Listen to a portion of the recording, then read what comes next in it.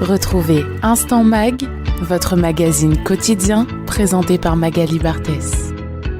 C'est une couleur diversement considérée au travers des siècles, le bleu. Alors, pour évoquer l'importance du bleu du XVIIIe siècle à nos jours, à travers divers domaines, le Musée des Arts décoratifs, de la faïence et de la mode vous convie à l'exposition gratuite Infiniment bleu, art décoratif, peinture et mode au château Borelli. Et pour en parler, nous accueillons Marie-Josée Linou, conservatrice en chef du patrimoine et directrice du musée. Bonjour à vous. Bonjour.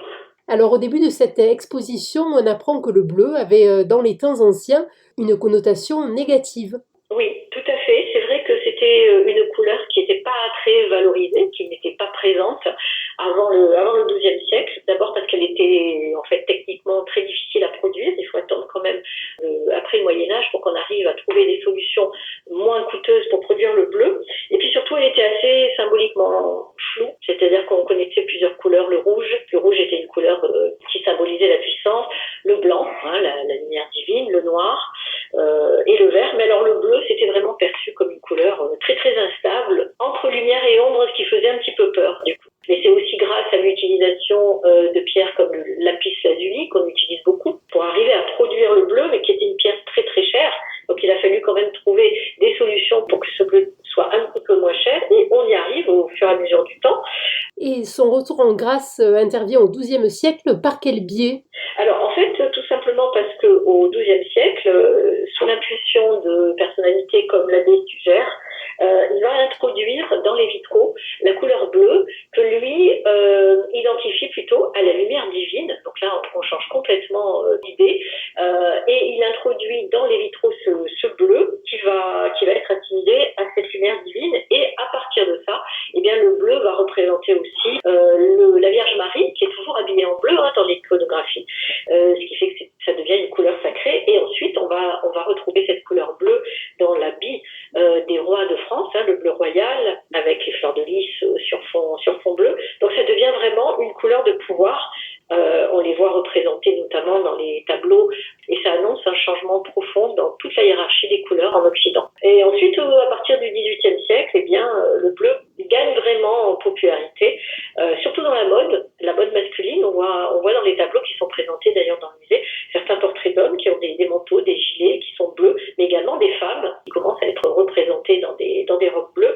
Et ça devient véritablement au XVIIIe siècle la couleur des Lumières, ce qu'on appelle vraiment le siècle des Lumières, qui est un siècle de la rationalité, de la pensée claire. Et bien ce bleu symbolise vraiment ce siècle-là. Et on voit également aussi dans l'exposition le bleu qui est assimilé, enfin qui est beaucoup montré à travers la céramique, les porcelaines, à partir du XVIIe, dans la céramique de Marseille notamment et de Mosquée, mais également dans les porcelaines de Sèvres à partir du XVIIIe, et à Delft notamment, tous ces fameux bleus blancs qui copient d'ailleurs les porcelaines exotiques de la Chine et du Japon, qui arrivent en masse à ce moment-là en Europe. Alors après, au XIXe siècle, on a la couleur de la bourgeoisie, on a cette couleur qui est assimilée en fait au romantisme allemand, qu'on retrouve d'ailleurs dans le récit du jeune Werther de Goethe, qui s'habille en bleu. Donc c'est vraiment le symbole du romantisme. Et après, à partir du XXe siècle, on a évidemment le bleu plein, on a Picasso qui a sa période bleue, on a Mondrian, Matisse, les bleus découpés. Mais tout ça, on ne le montre pas dans l'exposition, puisque nous, on montre à la fois des objets d'art décoratif qui s'arrêtent finalement au XIXe siècle, et surtout de la mode, parce que le musée du Château Borelli est un musée qui détient une très très importante collection à la fois d'art décoratif mais aussi de mode. Et ce que nous montrons dans l'exposition, ce sont des collections de mode de grands créateurs du XXe siècle qui ont utilisé évidemment le bleu dans toutes ses facettes, dans toutes ses nuances, et Dieu sait s'il y en a.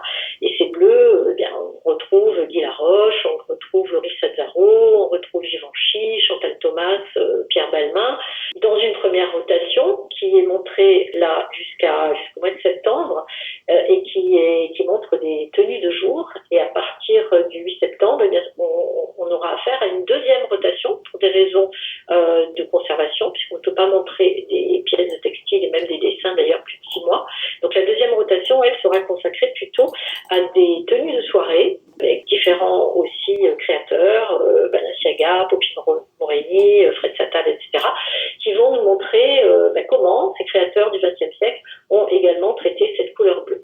Et dans la partie galerie mode, ce qui est montré, c'est toute la partie jean, puisque le jean, c'est un tissu qui a été extrêmement utilisé à partir du XVIe siècle et qui a fait son apparition, notamment particulièrement aux États-Unis, avec la création du blue jean. Et toute cette création autour du blue jean est montrée dans cette galerie mode. Et la galerie mode la section se termine par la présentation de jeunes créateurs du pourtour méditerranéen, de créateurs vivants, contemporains, à qui nous avons demandé de présenter quelques pièces de leur collection bleue.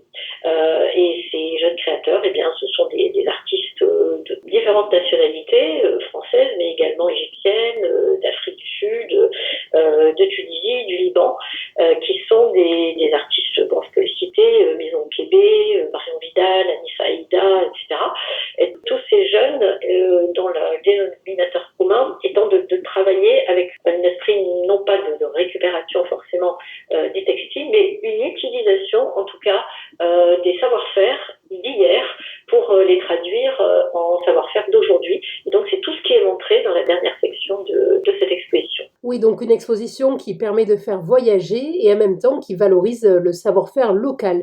Et alors je le disais en mon introduction, cette exposition infiniment bleue est gratuite. L'occasion de rappeler que depuis 2020, la ville de Marseille a fait de l'accès à la culture et aux loisirs pour toutes et tous une priorité. Oui, c'est d'ailleurs tout à fait bienvenu évidemment, parce que la culture, c'est au centre de nos préoccupations, c'est quelque chose qui tisse des liens entre les gens, donc c'est très important. Là notamment, cette exposition est gratuite, mais il y a d'autres expositions dans le musée de Marseille qui sont gratuites, et effectivement, je pense que c'est ce désir de faire accéder la culture à tout le monde. On le voit, nous, avec la fréquentation qui est importante de l'exposition, avec la fréquentation par des centres sociaux, par des associations très très différentes qui nous permettent justement de parler à tout le monde. Et également une dernière question, quelques informations pratiques sur l'exposition, les horaires. Oui, alors le musée est ouvert tous les jours sauf le lundi, donc de 9h à 18h.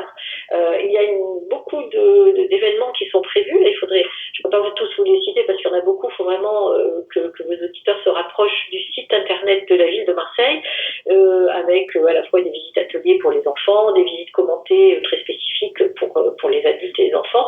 Des ateliers pour adultes sont aussi organisés dans le cadre de l'exposition avec la collaboration et la participation active des créateurs qui sont présentés dans notre dernière section des jeunes créateurs au mois de septembre, dimanche 28 septembre, avec l'atelier Reform Studio. Un deuxième atelier avec Emma Brouski les 12 octobre, dimanche, et d'autres ateliers qui sont organisés au mois de novembre et de décembre avec d'autres créateurs. Nous n'avons pas encore les dates précises, donc j'invite aux auditeurs à se renseigner sur le site internet des musées de la ville de Marseille. Eh bien, merci beaucoup pour cette interview qui donnera, je l'espère, envie aux Marseillais et touristes de se rendre à cette exposition infiniment bleue. Et dans bien des domaines, le bleu est associé à notre belle ville de Marseille. Tout à fait, on s'en réjouit. Voilà. Au revoir. Au revoir. C'était l'Instant Mag, votre magazine quotidien présenté par Magali Barthès.